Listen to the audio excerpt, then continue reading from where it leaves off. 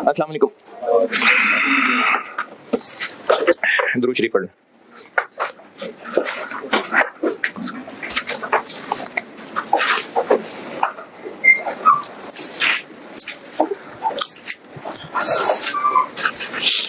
हाँ जी, लेक्चर सुन भी लिए होंगे सारे और सारे होमवर्क भी कर लिए होंगे और जो कल दिया था वो भी कर लिया होगा, सारा चैप्टर भी रिवाइज कर लिया होगा, अगला चैप्टर भी पहले से पढ़ना शुरू कर दिया होगा।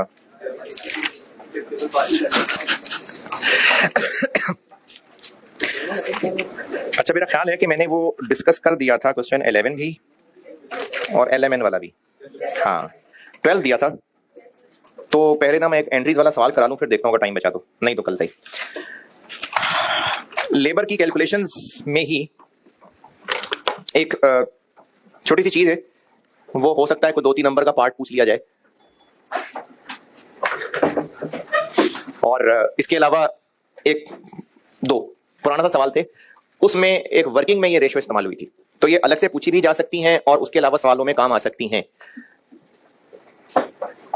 ये कोई 3 फार्मूले हैं, ये याद कर लें और एक सवाल के डेटा से समझा देता हूं ये क्या है।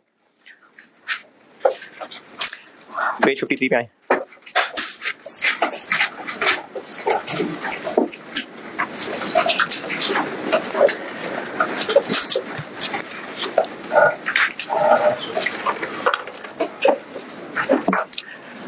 ये 3 फार्मूले लिखे हुए हैं और एक तो इसमें एक वर्ड ठीक कर लें। दूसरा वाला फार्मूला देखें, न्यूमरेटर। दूसरा फार्मूला ये पेज के मिड में तकरीबन रेशियोज के 3 फार्मूले लिखे हुए हैं, इसमें दूसरे वाले का फार्मूला ठीक कर लें। न्यूमरेटर में क्या लिखा हुआ है? एक्चुअल, टोटल एक्चुअल, तो वो आर्स हैं, टोटल एक्चुअल आर्स। दूसरे फार्मूले में टोटल एक्चुअल आर्स हैं, ये आर्स का वर्ड मिस हुआ है। दूसरे फार्मूले में लिखा हुआ है टोटल एक्चुअल, तो वो एक्चुअल के बाद आर्स भी आना है, total actual hours for actual output, तो वो आर्स का वर्ड लिखा था। इन रेशियोज की जिंदगी का मकसद क्या है और इनके मतलब क्या है बताता हूं। पहले एक सवाल से इनकी कैलकुलेशंस देख लेते हैं। तो सवाल लिखें,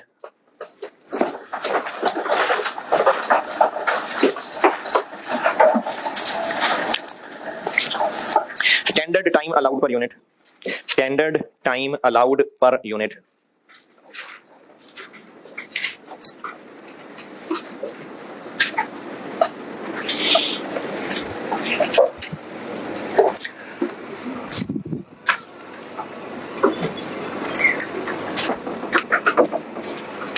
पॉज करना, ये वाला एसी चल रहा है। अच्छा, कितना क्या लिखा? Standard time allowed per unit 2 घंटे, 2 hours, 2 hours. Following information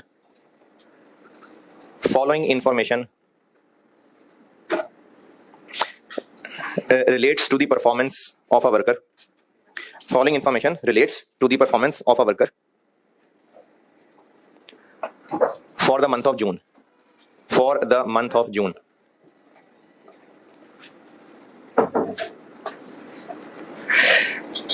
Total hours worked. Total hours worked.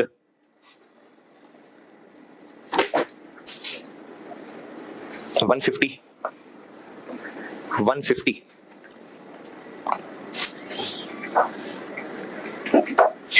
Total units produced. Total units produced 60.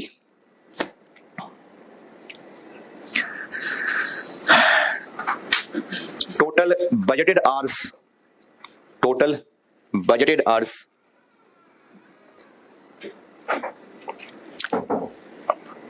160. Required है आपसे ये तीनों ratios, labour efficiency ratio, labour capacity ratio, labour activity ratio. करें calculate.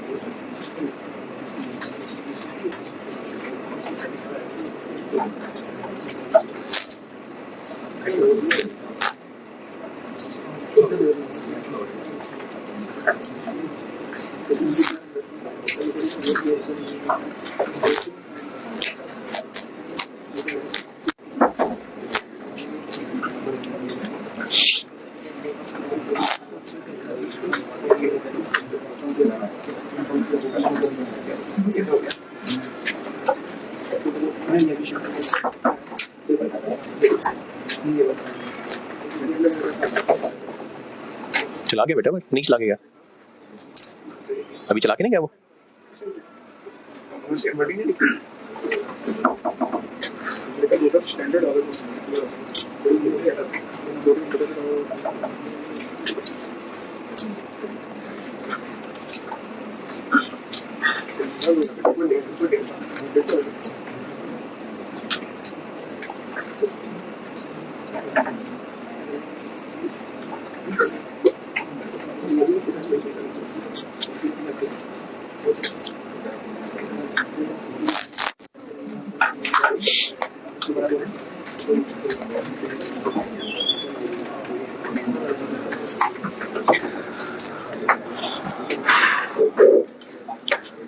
हाँ जी, labour efficiency ratio क्या formula है? Total standard hours divided by total actual hours. तो पूरे महीने में से टोटल कितने घंटे काम किया? टोटल स्टैंडर्ड आवर्स कितने? 120। स्टैंडर्ड आवर्स क्या होते हैं? जितने यूनिट्स एक्चुअली बनाए उनके लिए टोटल कितना टाइम लगना चाहिए था, तो 120 ना समझ आया हो किसी को? कितना बना? 80%। नहीं आया की आवाज आई है कहीं से? 120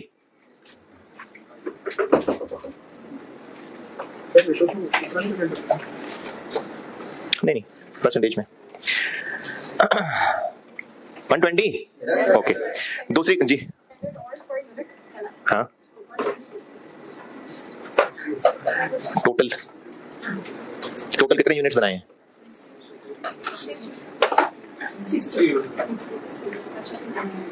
तो टोटल 60 यूनिट्स के लिए 120 घंटे लगने चाहिए थे, उसने 150 लगाए। दूसरी कौन सी थी? लेबर कैपेसिटी रेशो जी, एक्चुअल डिवाइडेड बाय बजटेड 93.7 और एक है लेबर एक्टिविटी रेशो 120 ओवर 160 75%। इन कैलकुलेशंस में कोई एतराज परेशानी है तो बताएं। कोई नहीं। अच्छा, जो लोग FR1 पढ़ रहे हैं ना, तो एक चैप्टर रेशोस का पढ़ेंगे तो तब आइडिया हो जाएगा कि रेशोस क्या होती हैं। अभी सिर्फ इतना सा बता देता हूं कि अगर किसी को मैट्रिक के मार्क्स बताने हैं तो ये ज्यादा आसान है बताना कि 840 नंबर है, या ये ज्यादा आसान है कि 80% है? क्यों? सुनने में अच्छा लगता है? हाँ जी, 840 कितने में से ये नहीं पता, लेकिन जब परसेंटेज बताते हैं तो वो समझना आसान होता है। दूसरा इसका फायदा ये होता है कि कंपैरिजन आसान होता है। इसी तरह और अगली स्टडीज की बात करें तो जीपीए यूनिवर्सिटी एजुकेशन के अंदर, तो उसका कंपैरिजन आसान होता है। या अगर ये चूंकि हमारी जो क्रिकेटिंग नेशन है सारी, खिलाड़ियों का, बैट्समैन का एवरेज क्यों निकाला जा रहा होता है? कंपेयर करने के लिए इसकी बैटिंग एवरेज इतनी है, इसकी बॉलिंग की रन पर ओवर इतने हैं, विकेट्स की एवरेज इतनी है। तो इसी तरह से ना मुख्तलिफ कामों के लिए परफॉर्मेंस मेजर करने के लिए मुख्तलिफ रेशोज बनाई गई हैं। तो इसी तरह से इस बंदे की परफॉर्मेंस बाकियों से कंपेयर करने के लिए भी बुजुर्गों ने कुछ रेशोज बनाई होंगी। अब ये रेशोज हैं पॉसिबल, कुछ जगह मुझे 3 मिली थी, तो ये 3 फार्मूले मैंने लिखे हैं। इनमें से 2 का मतलब समझा देता हूं, तीसरा वाला रहने दें, जब वेरिएंस एनालिसिस पढ़ेंगे तब ये बात होगी, अभी फायदा नहीं इसको बताने का। लेबर एफिशिएंसी रेशो ज्यादा इंपॉर्टेंट है। इसका मतलब यह है कि अगर एक चीज को बनाने में 8 घंटे चाहिए होते हैं लेकिन वर्कर 10 घंटे लगा रहा है, तो इसको ऐसे कहा जाएगा कि वर्कर 80% एफिशिएंसी पे काम कर रहा है, यानी इसकी एफिशिएंसी 80% है। अगर किसी की एफिशिएंसी 100% हो तो इसकी क्या इंटरप्रिटेशन होगी कि जितनी स्पीड से काम करना चाहिए उतनी स्पीड से ही कर रहा है, तो ये 100% एफिशिएंट है। और अगर कोई 130% एफिशिएंट आ रहा है तो जितना टाइम लगाना चाहिए उससे कम, यानी उसे बेहतर काम कर रहा है। तो लेबर एफिशिएंसी रेशो ये बताती है कि कितना टाइम लगना चाहिए और कितना टाइम लग रहा है, इसका कंपैरिजन। तो लेबर एफिशिएंसी रेशो से आइडिया हो जाता है कि कोई वर्कर कैसा परफॉर्म कर रहा है। 100% से कम एफिशिएंसी है तो स्लो है, 100% से ज्यादा एफिशिएंसी है तो जितना होना चाहिए उससे भी ज्यादा तेज काम कर रहा है। कैपेसिटी रेशो ये होती है अच्छा क्या फायदा है इस रेशो का? तो कंपैरिजन कर सकते हैं वर्कर्स का आप इसमें। लेबर कैपेसिटी रेशियो जो होती है, ये जो मैंने सवाल में आपको बताया कि 160 आवर्स, इसका मतलब यह है कि महीने के शुरू में प्लान किया था कि इस वर्कर से 160 घंटे काम कराएंगे, लेकिन सिर्फ, अच्छा ये कैपेसिटी है, जैसे इस रूम की कैपेसिटी से क्या मुराद है कि सीटिंग कैपेसिटी कितनी है, तो इसी तरह ना मुख्तलिफ रिसोर्सेज को कितना इस्तेमाल किया जा सकता है, इसको कैपेसिटी कहते हैं। लेबर कैपेसिटी रेशियो ये है कि महीने के शुरू में इस वर्कर से कितना काम लेने का सोचा था और एक्चुअली कितना काम लिया, इसका कंपैरिजन ये कैपेसिटी रेशियो है। यानी अगर 93% आंसर आ रहा है तो जितना हमने इससे काम लेने का सोचा था उतना काम नहीं ले सके इससे, तो ये लेबर कैपेसिटी रेशियो है। और एक्टिविटी रेशियो दफा करें, क्योंकि आपको बजटेड आवर्स और स्टैंडर्ड आवर्स का कंपैरिजन वेरिएंस में जाके समझ आएगा, अभी नहीं लगाते इस पे टाइम। तो ये वैसी 3 फार्मूले हैं, ये आपसे नाम लेके भी पूछे जा सकते हैं, और इसके अलावा 1-2 पास्ट पेपर के क्वेश्चन ऐसे हैं जिनमें ये वर्किंग के तौर पर इस्तेमाल हुआ था। तो ये बस एक छोटा सा टॉपिक था, रेशियोज वाली बात बस इतनी ही है।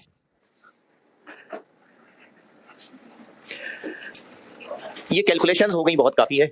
मैंने पहले दिन इस चैप्टर के 4 हिस्से लिखे थे, और अगर तब नहीं बताया था तो अब सुन लें, देखें शायद मुझे लगता है बताया था। क्या बोला? हाँ, कि 2 अभी करेंगे, 2 डिसीजन मेकिंग के टाइम पे। ठीक है, तो ये कैलकुलेशंस वाली बात बहुत हो गई। अब आते हैं अकाउंटिंग के, इन कैलकुलेशंस की अकाउंटिंग क्या करनी है, डेबिट क्रेडिट क्या करना है।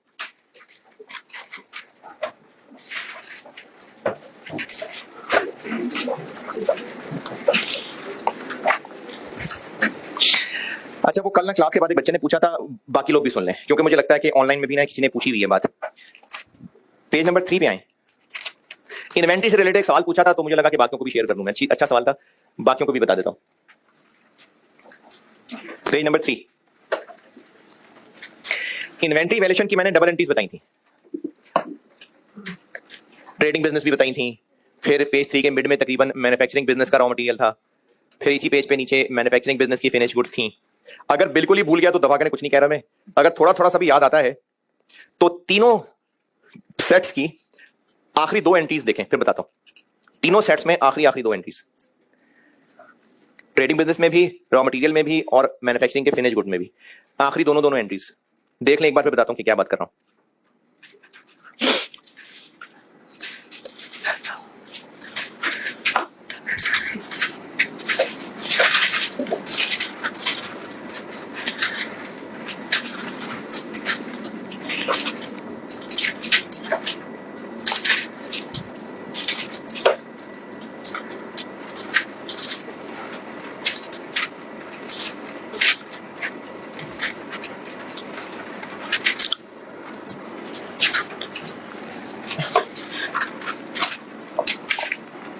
हाँ जी, जरा सा भी याद है, इन्वेंट्री वैल्यूएशन होती थी या बिल्कुल ही गया? चले, अगर बिल्कुल ही गया ना तो ठीक है, कोई बात नहीं, छोड़ देना, मैंने कुछ नहीं कहा। अगर थोड़ा थोड़ा सा भी याद है तो इन तीनों सेट्स में सेकंड लास्ट एंट्री हो रही है एनआरवी राइट डाउन की, और लास्ट एंट्री हो रही है जिसमें इसको मेन इन्वेंट्री से निकाल के अलग इन्वेंट्री में रख रहे हैं।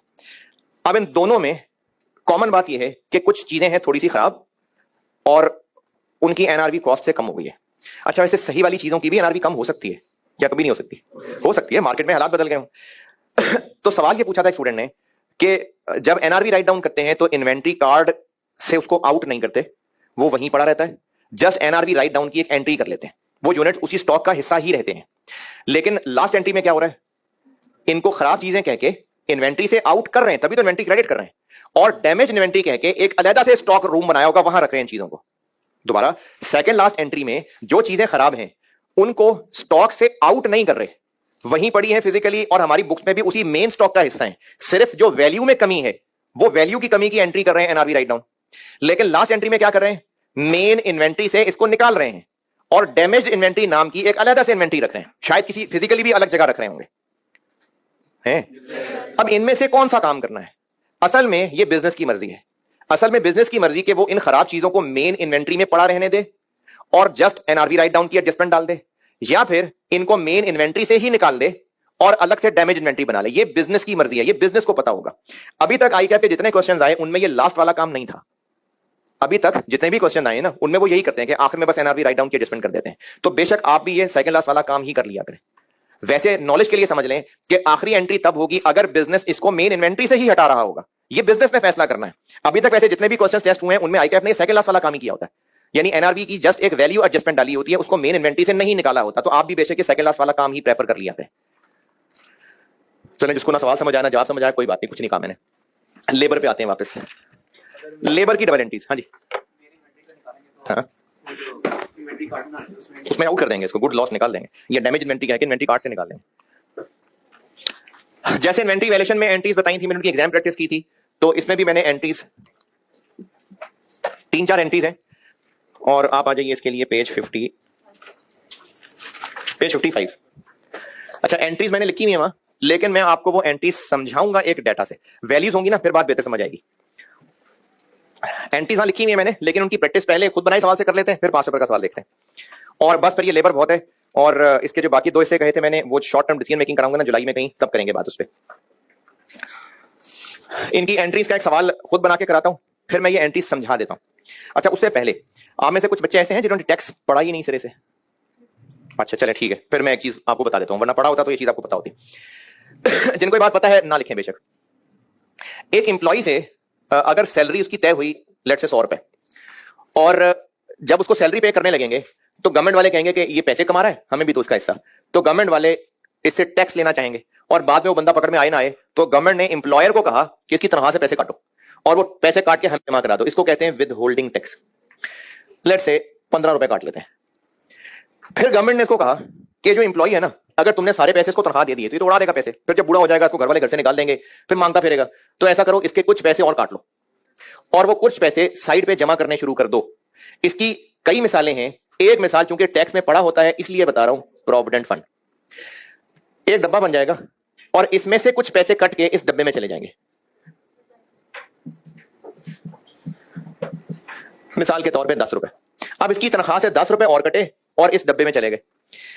फिर गवर्नमेंट ने यह भी कहा कि अगर तुम एम्प्लॉय के पैसे में से काट के इस डब्बे में जमा कर रहे हो तो अपनी जेब से, एम्प्लॉयर को कह रहा है, अपनी जेब से भी और पैसे डालो। तो एम्प्लॉयर अपनी जेब से 10 रुपए और इसमें डालेगा।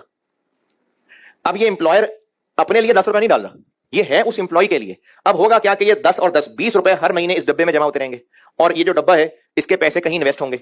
वो जो पैसे इन्वेस्ट करके ग्रो करेंगे वो सब पैसा इकट्ठा होकर अब सब जहां जमा होता जा रहा है, और जब एम्प्लॉय रिटायर होगा तो ये सारा कुछ उसको मिल जाएगा। लेकिन खैर ये अकाउंटिंग सीफे 1 लेवल की है, आपके लिए अभी इतना काफी है कि इसके पैसों में से कुछ काट के इस डब्बे में डाल रहे हैं, और गवर्नमेंट के कहने पे एम्प्लॉयर अपनी जेब से मजीद पैसे निकाल के डब्बे में डाल रहा है। अब चूंकि ये दोनों पैसे इस डब्बे में जा रहे हैं तो इनका नाम का फर्क ही होता है। ये जो एम्प्लॉयर एक्स्ट्रा पैसे जेब से निकाल रहा है इसको कहते हैं एम्प्लॉयर्स कंट्रीब्यूशन, और जो एम्प्लॉय की जेब से कट रहे हैं इसको कहते हैं एम्प्लॉयज कंट्रीब्यूशन। अब अगर इस वक्त की बात करें तो एम्प्लॉय को कैश कितना मिल रहा है? हाँ जी 75, क्योंकि 10 कट के डब्बे में चला गया, 15 कट के गवर्नमेंट को चला गया, तो एम्प्लॉय की जेब में आ रहा है 75, लेकिन एम्प्लॉयर की जेब से कितने जा रहे हैं? 110। वो ये भी जेब से ही जा रहे हैं ना, जुबानी थोड़ी बता रहा है। तो एम्प्लॉयर की जेब से 100 तो जा ही रहा है और ये 10 भी जा रहा है, तो एम्प्लॉयर को ये वर्कर कितना कॉस्ट कर रहा है? 110। तो एम्प्लॉयर के लिए एक्सपेंस 110 होगा। एम्प्लॉय के हिसाब से देखेंगे तो कैश अभी उसको 75 मिल रहा है, बाकी टैक्स कट के गवर्नमेंट को जमा हो गया, और मजीद डिडक्शन जो कि उसकी हिस्से की कंट्रीब्यूशन थी वो प्रोविडेंट फंड में चली गई, और एम्प्लॉयर ने अपनी जेब से अलग से इतने पैसे कंट्रीब्यूट किए। तो एम्प्लॉयर के हिसाब से देखेंगे तो ये बंदा उनको 110 कॉस्ट कर रहा है, एम्प्लॉयर को 110 एक्सपेंस पड़ रहा। ये कहानी अगर किसी ने लिखनी हो तो लिख ले, नहीं है तो कोई मसला नहीं।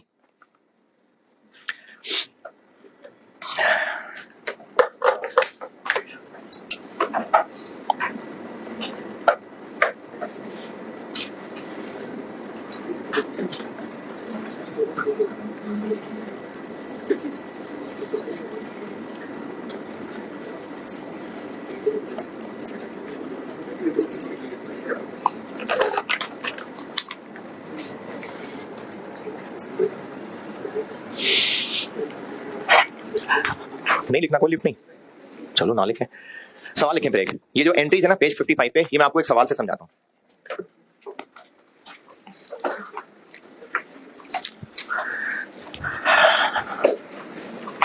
Following information relates to payroll for the month of June. ये जो सारी सैलरीज वेजेस का सारा काम होता है ना, इसको पे रोल कहते हैं। यानी सैलरीज वेजेस को पेरोल भी कहते हैं। जिस डिपार्टमेंट में सारा काम हो रहा होता है उसको पेरोल डिपार्टमेंट भी कहते हैं। तो following information relates to payroll for the month of June. Number 1,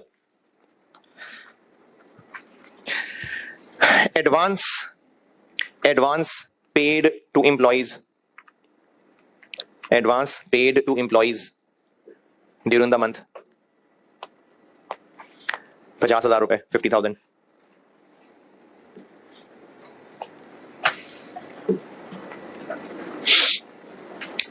next, अच्छा एम्प्लॉइज को एडवांस, किस चीज का एडवांस? सैलरी के अगेंस्ट एडवांस दे रहे होंगे, उसको एडवांस क्यों कह रहे हैं? क्योंकि अगले किसी महीने की सैलरी थी, उसको काम अभी करना था, उसने वैसे पैसे पहले पैसे ले रहा है, तो बाद में फिर क्या पैसे वापस करेगा? नहीं, बस गए पैसे नहीं। तो आगे से जब उसको कभी सैलरी देंगे तो उसमें फिर ये एडजस्ट करेंगे। तो नेक्स्ट पॉइंट लिखें, advance adjusted against current month salary.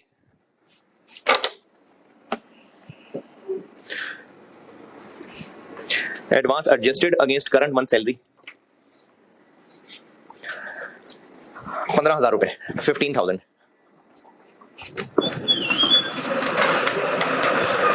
Battery ला दो बेटा, battery.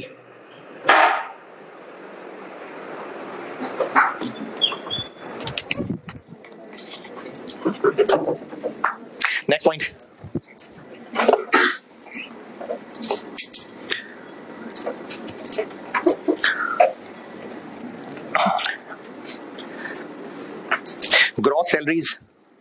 gross salaries for the month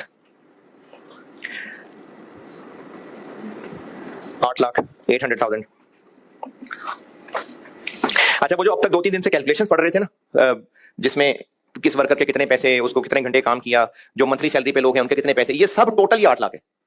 यानी वो जो सारे वर्कर्स की पूरे महीने की कैलकुलेशंस कर ली, ये अब वो 8 लाख रुपए, ये वो है टोटल, सब मिला के।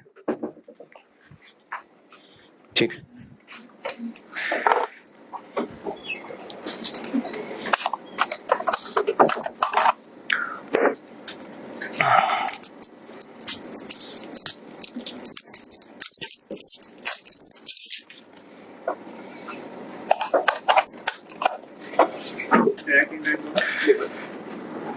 जी। Next point, 10% of gross salary, 10% of gross salary is deducted as employees contribution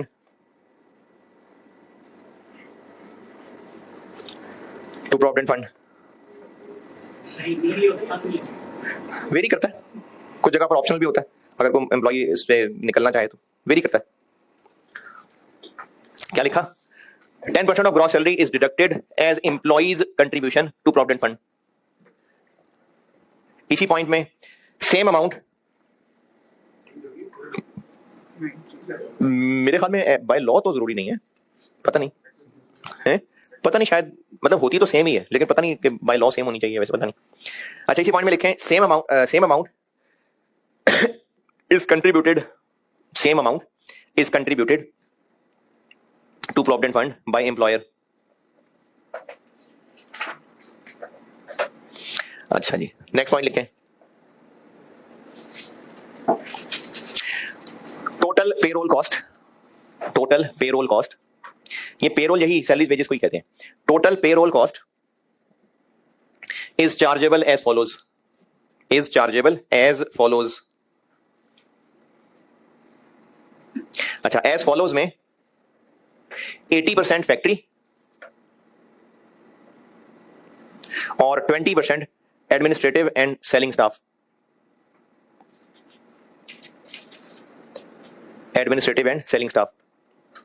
और फैक्ट्री के साथ ब्रैकेट में लिखें,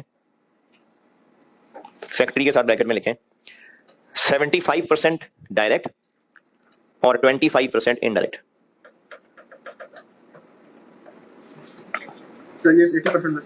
जी, मतलब जो फैक्ट्री की अमाउंट बनेगी उसमें से 75 डायरेक्ट और 25% इनडायरेक्ट। नेक्स्ट पॉइंट लिखें,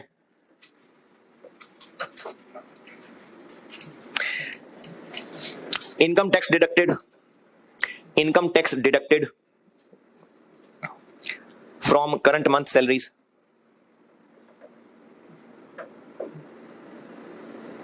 ₹1,00,000, 100,000. Next, all payments were made. All payments were made at end of month. All payments were made at end of month. चलिए, मुझसे रिक्वायर्ड है जर्नल एंट्रीज.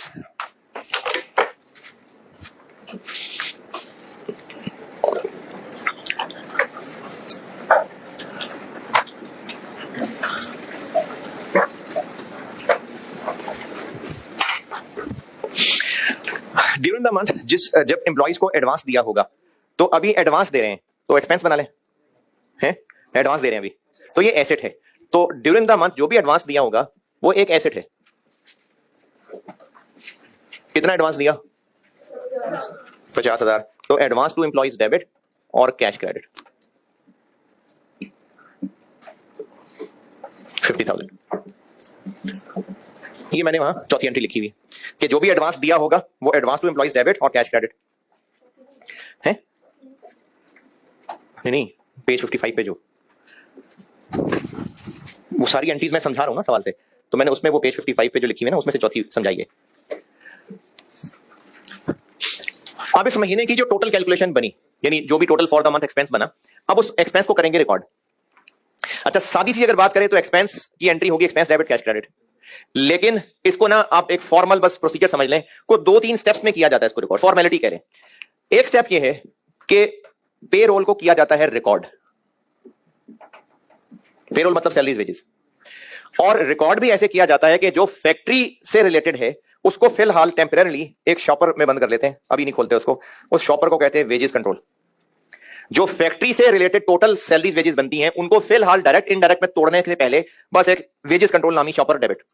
हां, जो एडमिन सेलिंग के लोग हैं उनके पैसे बिल्कुल admin and selling cost debit. ये हो गया एक्सपेंस डेबिट. लेकिन इसमें से भी फैक्ट्री वाले को अभी फिलहाल नहीं तोड़ा. किसमें तोड़ना था?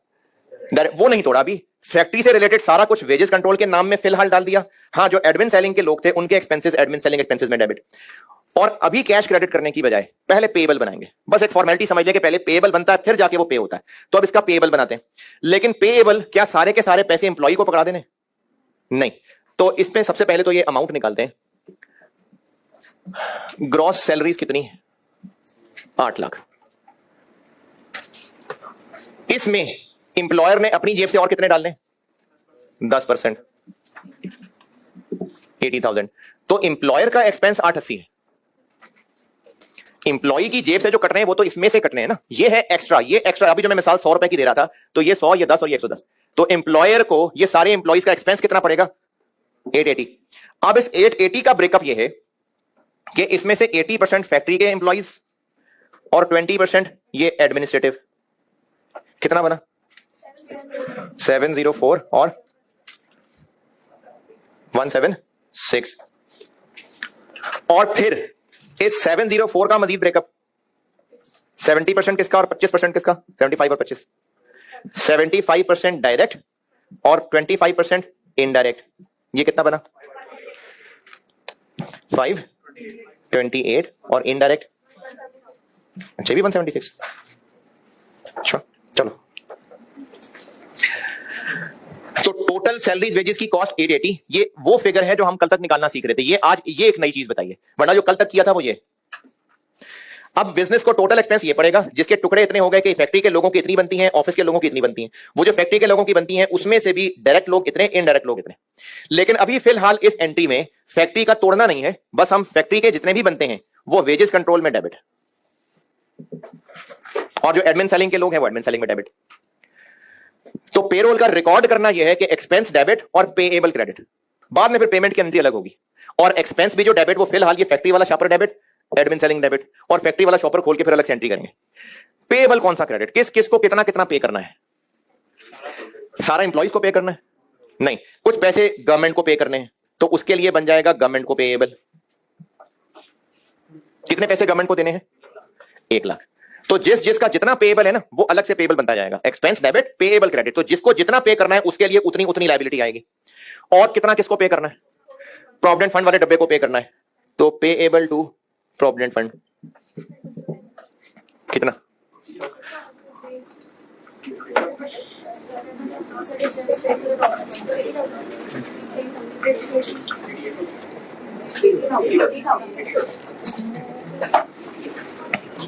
ये क्या किया? ये टोटल कितना है? 880। ये 880 लिखा हुआ है कि 8 लाख लिखा हुआ है? ये 880 है ना भाई, इसके टुकड़े की है ना। तो ये 880 है जो तो डेबिट किया हुआ है। इस 880 में से कितना जमा कराना है? इसमें से 80 और ये वाला 80। देखें अगर हम सिर्फ 8 लाख की बात करें ना, उसमें से 10 काट के जमा कराने, तो ये 80 भी तो है। तो हमने इस एंट्री में अभी टोटल कितना डेबिट लिख लिया हुआ है? 880 या 8? नहीं समझ आ रही? ये जो इस एंट्री में अभी इस वक्त डेबिट लिख लिया हुआ है ये 8 लाख है या 880 है? 880 है। 880 में से कितना है जो प्रोविडेंट फंड के डब्बे में जाना है? नहीं, 160। देखें इस 880 में ये 80 तो एम्प्लॉयर वाला है, एम्प्लॉय के पैसों में भी तो कट के जाना है ना।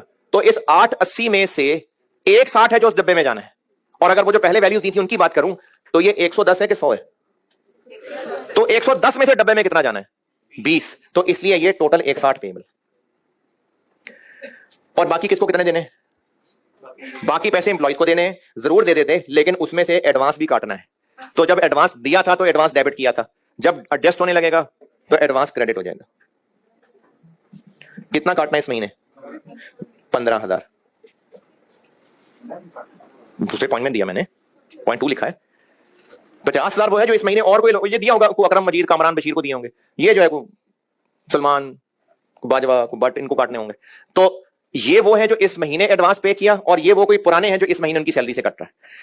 अब जो बाकी बचा वो उन एम्प्लॉयज को देना है, तो वो बन गया पेएबल टू एम्प्लॉयज। कितना बना? 605। ये 605 एक और तरीके से बताता हूं, इस तरह शायद समझ नहीं आ रहा होगा। 880 में से ये 880 ऐसे बना था कि 80,000 और 8 लाख, ये ऐसे बना था 880। ये 80 इस प्रोविडेंट फंड में जाना है और इस 8 लाख में से 80 जाना है। इसमें से टैक्स कट जाना है 1 लाख। तो बाकी जो बचा 620, इसमें से 15 एडवांस काट के एम्प्लॉय को इतना देना है।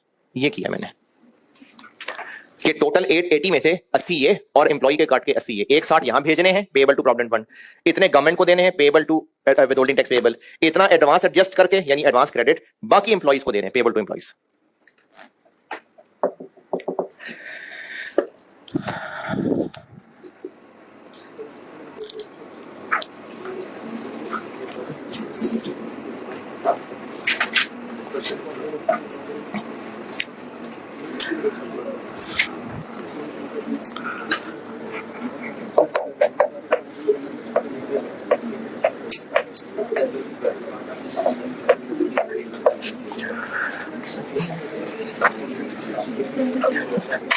अच्छा, अब ये शॉपर डेबिट किया है, इसको खोलना है, और जो पेएबल बनाए थे इनको पे करना है। तो जो शॉपर खोलना है इसको कहते हैं फैक्ट्री का पेरोल है, इसको चार्ज करना। ये फैक्ट्री का जो पोर्शन था उसको चार्ज करना है, यानी अभी फिलहाल वेजेस कंट्रोल नामी अकाउंट में डेबिट किया था, अब इसको कर देंगे क्रेडिट 704। अब इसका डेबिट कहां कहां जाना है? कुछ पैसे डायरेक्ट लोगों के हैं, कुछ इनडायरेक्ट लोगों के हैं। तो मैंने इन्वेंट्री पढ़ाते हुए भी बताया था और तब नहीं समझाया था, अभी भी नहीं समझा रहा, अगले किसी चैप्टर में समझेंगे, बस बगैर समझे। जो डायरेक्ट लोगों का पैसा है वो वर्क इन प्रोसेस इन्वेंट्री में डेबिट, क्यों की वजह अगले चैप्टर में। और जो इनडायरेक्ट लोगों का है उसका एफओएच कंट्रोल नामी अकाउंट में डेबिट। कितना कितना? 528 और 17। तो एक्सपेंस ही डेबिट करना था, लेकिन बस फॉर्मेलिटी कह लें कि इसको 2 टुकड़ों में तोड़ के एडमिन सेलिंग तो यहीं डाल दें, लेकिन जो फैक्ट्री वाला है वो फिलहाल वेजेस कंट्रोल में, और फिर अगली एंट्री में इसको खोल के जो डायरेक्ट था वो यहां और जो इनडायरेक्ट था वो यहां। और आखिरी काम, जितने पेएबल बनाए थे जब सब पे कर देंगे,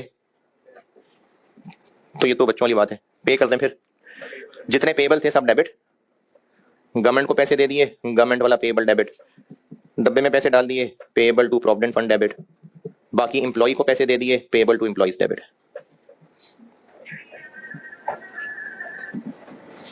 कितना कितना 1,00,000, 160 और 605 और ये सारे दे दिए पैसे।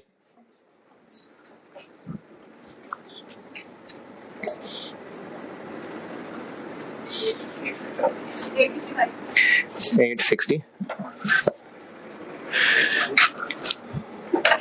ये लेबर की एंट्रीज हैं जो मैंने वहां पेज पे करके दिखाई हैं, ये मैंने वैल्यू से समझाई है।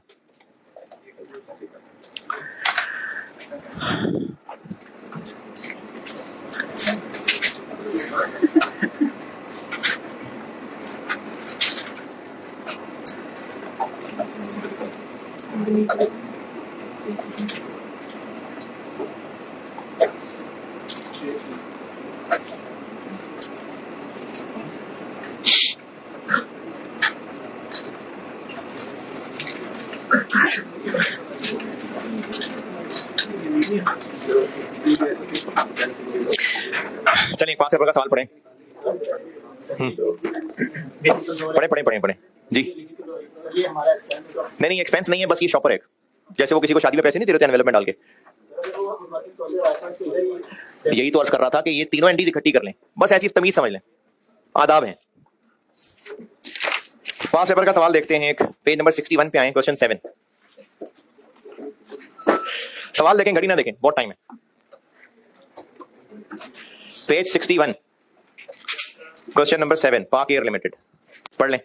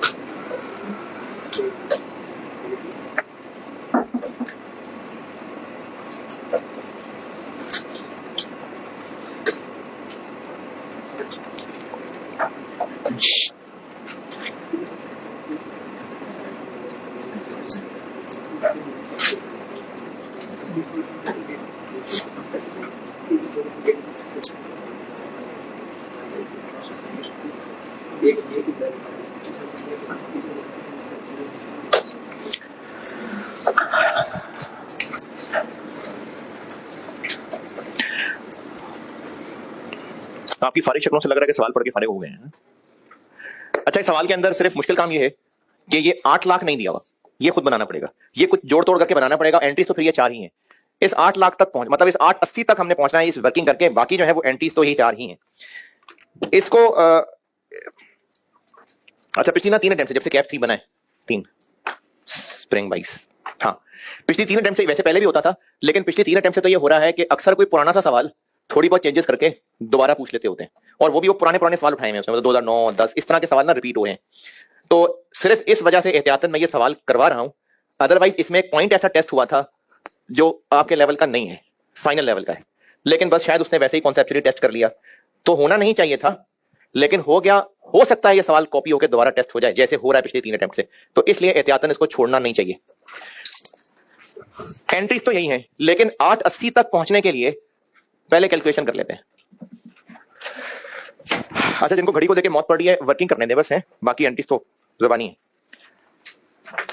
4 डिपार्टमेंट्स का डाटा है, ये जो 7 ब्रैकेट में लिखा हुआ है, ये मैंने अभी इसलिए लिख दिया क्योंकि ना अभी हमने ये ओवरहेड्स वाला चैप्टर पढ़ना है, जब पढ़ लेंगे तो फिर आइडिया हो जाएगा इन नामों का क्या मतलब है। अभी मैंने वैसे ही खुद लिख दिया, मैंने कुछ 2 डिपार्टमेंट के साथ प्रोडक्शन लिख दिया, 2 के साथ सर्विस लिख दिया, इससे क्या फर्क पड़ेगा डायरेक्ट इनडायरेक्ट के लिए। तो जो 2 डिपार्टमेंट्स हैं वो दोनों प्रोडक्शन, यानी उनका जो टोटल बनेगा वो डायरेक्ट के लिए है, और बाकी दोनों का इनडायरेक्ट के लिए। क्योंकि फिगर्स अलग हैं तो मैं इनकी अलग अलग वर्किंग कर देता हूं। कौन कौन सा डिपार्टमेंट है? मशीनिंग है, असेंबली है, टूल रूम है और वेयर हाउस है। किस चीज की वर्किंग कर रहा हूं, क्या कर रहे हैं हम? टोटल अमाउंट एक्सपेंस की निकालेंगे तो उसको फिर डेबिट अलग अलग बांटेंगे ना। तो टोटल एक्सपेंस की अमाउंट 8,80,000 की अमाउंट बना के दे रहा हूं मैं। तो जो गिवन है चलो वो तो लिखे ना। ग्रॉस सैलरी कितनी गिवन है? 1,400। ये जाग रहे हैं ना?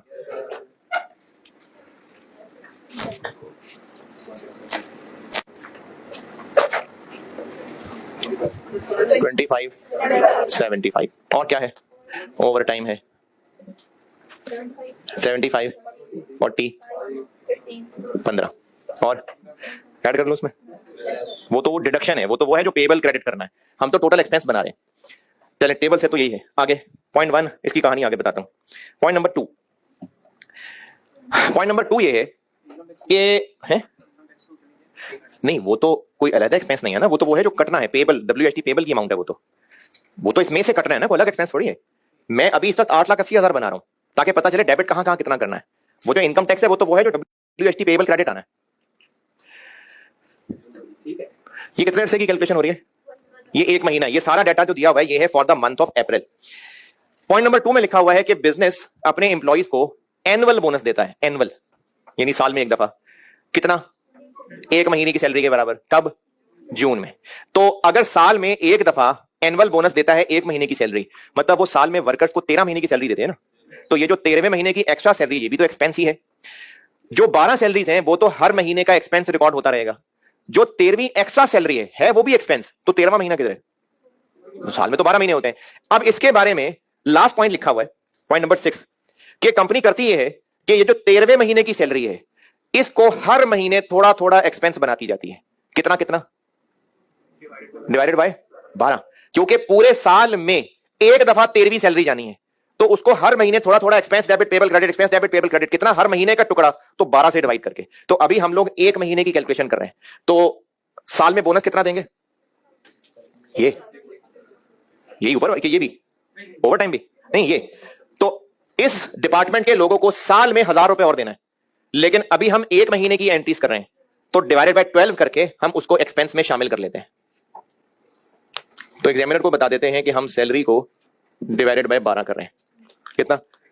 83.33 33.33 08 6.25। पॉइंट नंबर 2 और पॉइंट नंबर 6 इसकी अंग्रेजी पढ़ के देख लें, ये बात समझ आती है कि नहीं।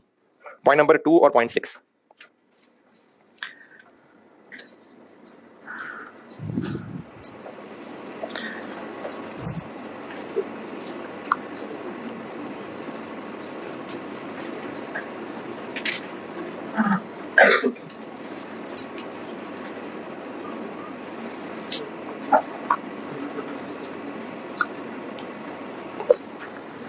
जी पॉइंट 2 पॉइंट 6 ओके, थोड़ा सा रह गया बस सवाल, थोड़ा सा। पॉइंट 2 पॉइंट 6 ओके ना? नहीं यार, नहीं तो टाइम बहुत है, दोबारा समझा देता हूं।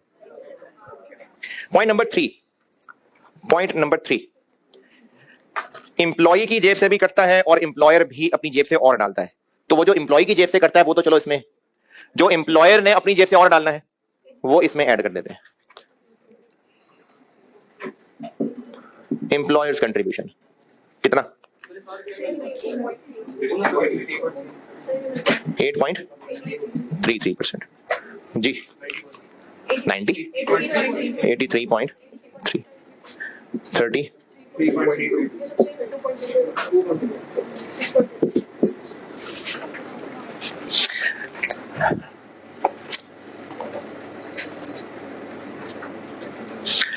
हाँ जी, यहां तक कोई इख्तलाफ? अच्छा, वो जो 13वीं सैलरी है ना वो एक्स्ट्रा एक बोनस टाइप की चीज है।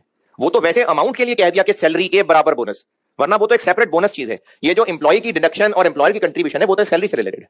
वो बोनस एक अलग एक्स्ट्रा अमाउंट मिल रही है। हो सकता है आपको ये कहने की बजाय कि इक्वल टू 1 मंथ सैलरी, वैसे कहते थे 2,000 बोनस है, तो वो एक अलग चीज है। तो सैलरी में से 8.33 कटना है और इतने ही एम्प्लॉयर ने अपनी जेब से और देना। पॉइंट 2, 3 और 6 डन। पॉइंट नंबर 4 समझाता हूं। पॉइंट 5 का क्या काम है? एक वो एडवांस पेड वाली अमाउंट है और एक वो डिडक्शन वाली अमाउंट, वो एंट्री में इस्तेमाल होगी। पॉइंट नंबर 4 बाकी हो गया पूरा। पॉइंट नंबर 4 से पहले पहले ये आपके लेवल का सवाल है और ये हो गया, यानी अगर हम यहीं पर इसको टोटल करके खत्म कर दें तो ये वो टोटल 8,80,000 बन जाएगा। टुकड़े क्यों किए हमें, डायरेक्ट और इनडायरेक्ट, और इसके साथ वही 4 एंट्री हो जाएंगी, यानी आपके लेवल तक ये हो गया सवाल। एहतियातन 0.54 भी बता रहा हूं जो कि आपके लेवल का नहीं है, लेकिन टेस्ट हो गया था, नहीं होना चाहिए था, हो गया, तो अब हो गया है तो दोबारा होके दोबारा थोड़ी परेशान होना, एक दफा देख लेते हैं इसको। अभी तक जितना किया ओके।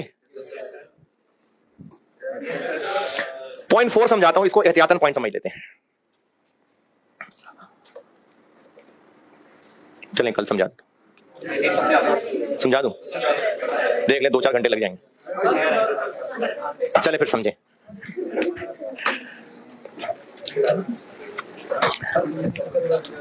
है चलो मैं तो चल के आई गया हूं। 35 लीव्स ये अलाउड है। पॉइंट नंबर 1 में लिखा हुआ है कि साल में 35 छुट्टियां अलाउड हैं। अब ये पॉइंट आपके लेवल का नहीं है, ये C5 1 है, इसमें मजीद आगे लंबी डिस्कशन है, लेकिन जिस हद तक के सवाल में टेस्ट हुआ था, अच्छा उसका ट्रीटमेंट भी आईकैप का गलत था, वो मैंने चेंज किया हुआ, इसका सोल्यूशन से मुझे इत्तेफाक नहीं आईकैप के। तो वैसे तो ये डिटेल्ड IAS 19 है, लेकिन वो C5 1 में है। अभी जितना इस सवाल में है बस सिर्फ उतना बता देता हूं। ये जो 35 छुट्टियां हैं, अगर इनको पेड लीव्स कहें, पेड लीव्स क्या होती हैं कि छुट्टी करेगा तो भी पैसे मिलेंगे। अब इसमें ना 2 बातें हो सकती हैं, या तो वो छुट्टी कर लेगा तो बस तनख्वाह मिल जाएगी, और अगर छुट्टी नहीं करेगा, दोबारा सुने, अगर ये 35 पेड लीव्स हैं तो इसका मतलब है कि वो छुट्टी कर रहा है लेकिन पैसे नहीं कट रहे, उसको तनख्वाह पूरी मिलेगी। लेकिन इसका दूसरा पहलू ये है कि अगर वो छुट्टी नहीं कर रहा है तो फिर वो जो 35 दिन उसको छुट्टी की इजाजत थी वो नहीं कर रहा, काम कर रहा है आके, तो सॉर्ट ऑफ ओवर टाइम। देखें उसको घर बैठ के भी 35 दिन के पैसे मिलने थे। अब अगर वो घर नहीं बैठ रहा है कि लड़ाई होगी या एसी घर का कहां चलाएं तो ऑफिस का एसी इस्तेमाल कर लेते हैं, तो अगर वो 35 दिन में भी घर नहीं बैठ रहा, काम करने आ रहा है, तो उसको तो पैसे घर बैठने के मिलने थे। अब अगर वो 35 दिन भी काम कर लेगा आके तो उसको 35 दिन के एक्स्ट्रा पैसे दिए जाएंगे। ये होती हैं पेड लीव्स। अब ये कब पता चलेगा जी, टाइम सेव्ड यहां से कहां गया? हाँ, बोनस कैलकुलेशन एक सेपरेट कैलकुलेशन थी, उसमें स्टैंडर्ड आवर्स एक हवाई आवर्स थे कि कितने घंटे लगने चाहिए थे, कितने घंटे में काम किया, वो एक सेपरेट कैलकुलेशन है। इस पेड लीव से उसको लिंक ना करें। ये 35 छुट्टियां उसको कॉन्ट्रेक्चुअली कहा हुआ है कि तुम छुट्टियां कर सकते हो, बीमार भी हो जाता है इंसान को, छुट्टियां घूमने फिरने जा सकता है, तो इन 35 छुट्टियों के बारे में कहा था कि तुम 35 छुट्टियां कर लो, साल में पैसे तुम्हें फिर भी पूरे मिलेंगे। अब उसमें एक और लेवल है, कंपनसेटेड एब्सेंस कहते हैं उसको, कि अगर वो ये 35 छुट्टियां नहीं करता और काम करने आ जाता है तो फिर क्या होगा, इन 35 दिनों के एक्स्ट्रा पैसे देंगे उसको। कब पता चलेगा कि 35 छुट्टियां की उसने कि नहीं की? ये तो साल खत्म होगा तो ही हिसाब किताब होगा। अब इसके लिए कंपनी ये करती है कि शुरू में अंदाजा लगा लेती है कि कितनी छुट्टियां करेगा और कितनी नहीं करेगा, और बेस्ट अंदाजा ये है कि इसने कोई नहीं घर बैठना, इसने आना ही आना है, यानी कोई छुट्टी नहीं करेगा, तो 35 दिनों के पैसे एक्स्ट्रा देने पड़ेंगे कि नहीं? तो हर महीने थोड़ा थोड़ा expense debit payable credit, expense debit payable credit करना शुरू कर देंगे। ये पॉइंट नंबर 6 में लिखा हुआ है,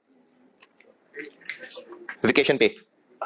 पॉइंट 6 बोनस और पे दोनों की बात की हुई है ना, तो ये जो वेकेशन पे है इसके बारे में भी कंपनी की पॉलिसी ये है कि जो साल में उसने 35 छुट्टियां नहीं करनी, आ जाना है उसने ऑफिस तो पैसे तो देने पड़ जाने हैं, तो अभी से ही इसको थोड़ा थोड़ा एक्सपेंस डेबिट और पेबल क्रेडिट करना शुरू कर देते हैं। लेकिन अगर छुट्टी कर गया तो रिवर्स कर देंगे।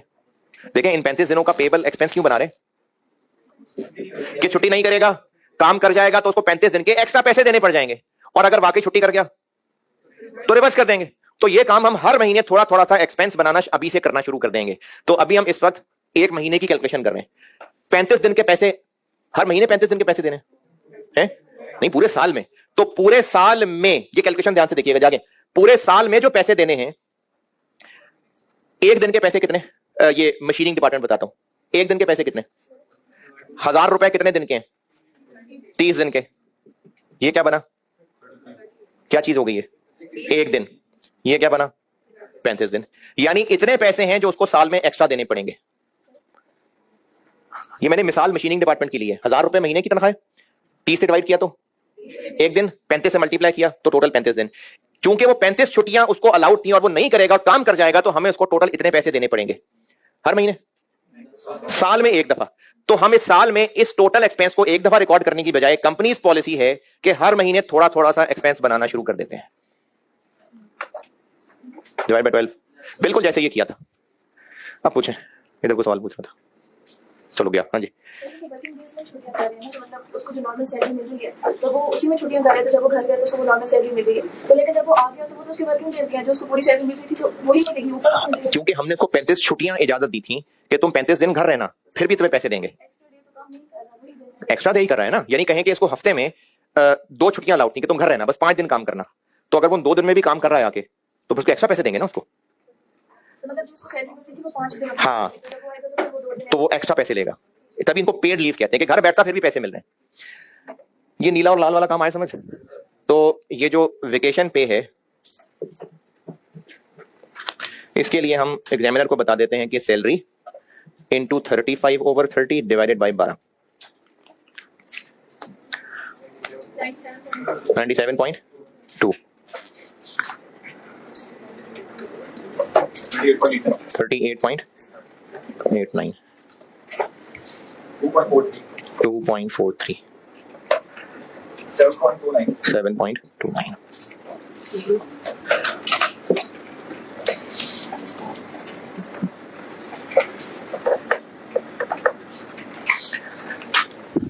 ये बन जाएगा अब वो 880।